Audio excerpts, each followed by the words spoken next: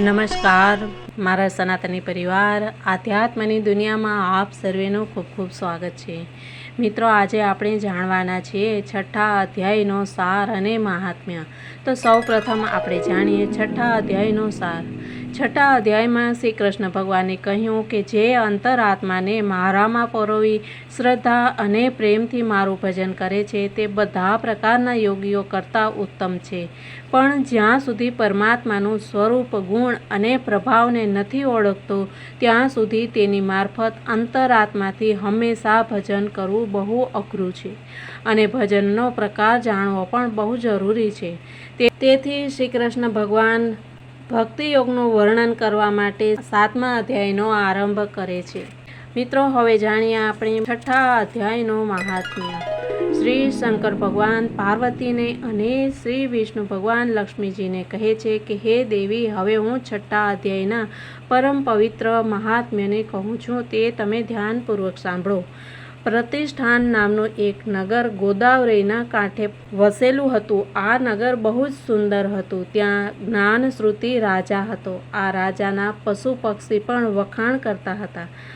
તેનો સમય પ્રજાપાલન, યજ્ઞ, વ્રત, દેવ પૂજા, જપ, તપ, સાધુ સેવા, અતિથિ સત્કાર, તીર્થયાત્રા, બ્રાહ્મણ ભોજન અને પવિત્ર ધર્મ કૃત્યોમાં પસાર થતો હતો। એક વખત આ રાજાના નગરની ઉપરથી હંસોનું એક ટોળું જઈ રહ્યું હતું।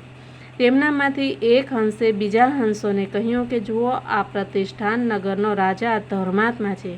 પોતાના પવિત્ર કર્મોથી ત્રણેય લોકમાં જાણીતો છે। બીજા હંસોએ કહ્યું કે આનાથી પણ વધારે પ્રતાપી અને બ્રહ્મજ્ઞાની મહાત્મા રૈક્ય છે।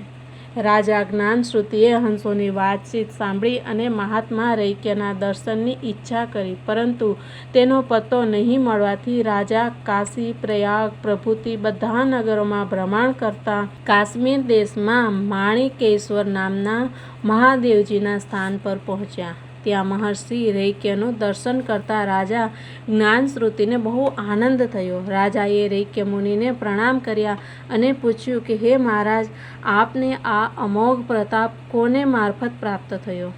મહર્ષિ રૈક્યએ કહ્યું કે હે રાજન, હું પ્રતિદિન શ્રીમદ ભગવદ્ ગીતાના છઠ્ઠા અધ્યાયનો પાઠ કરું છું।